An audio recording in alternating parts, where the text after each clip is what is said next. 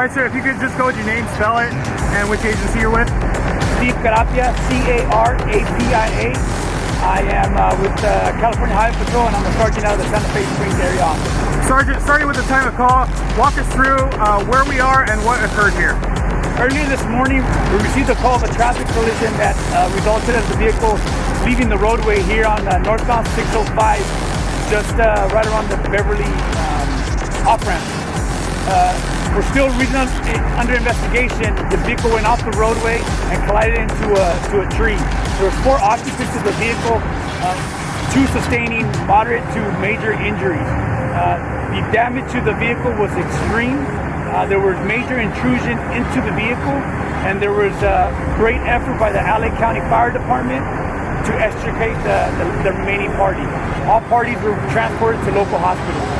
When you guys arrived on scene, the vehicle actually started to catch on fire. Could you touch on what your officers possibly did to help extinguish that fire?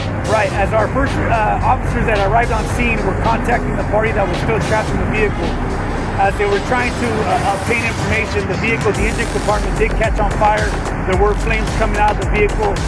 We immediately grabbed fire extinguishers, and at that time, that's when LA County Fire Department came out, and they were able to put the fire out.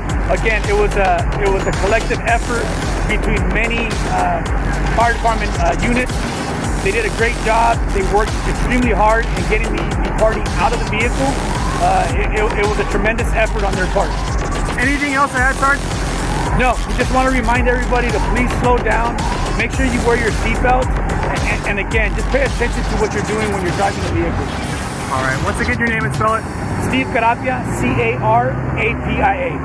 What's your first name? Josefina Perez. Okay, what did you hear and what did you see? I just heard my dog barking at my window, and I could hear a lady scream in the back, like really loud. And then I got up and I opened up my window. That's when I saw the whole fire. And then I could just hear the lady keep on screaming and screaming. I heard the popping starting, like some kind of pop. And it kept on going for like, I don't know, 10 minutes, and it started getting worse. But we just came out, everybody tried to help the neighbors with their animals. And you said a female, how many people live in the back residence? In the back residence, I would say 4. I'm not sure, but I know that for sure it's the couple. The lady and her boyfriend. And the lady did make it out, but the boyfriend, you guys cannot find yet? We cannot find him, just the girlfriend. Okay, and that's the girl over there crying? Yes, yeah. Okay. And you live right next door to Right in front right here. Okay. And the street are we on? What street are we on? Haydale. Yep. And your first name again? Josefina Perez.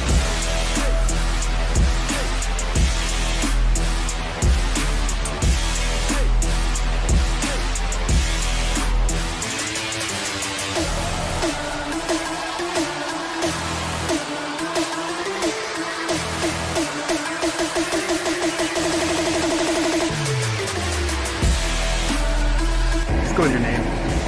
First name's Shane, S-H-A-N-E. Last name's Carringer, C-A-R-R-I-N-G-E-R. Sergeant with the Anaheim Police Department, Department of Public Safety. Sergeant, if you could just go with a little bit about where we are, what's going on. Yeah, so we'll start it last night. We had a shooting at about 11:30 at night in the 1700 block of West Glen Oaks in Anaheim. There was an adult male Hispanic, he's in his 30s, he was struck by gunfire.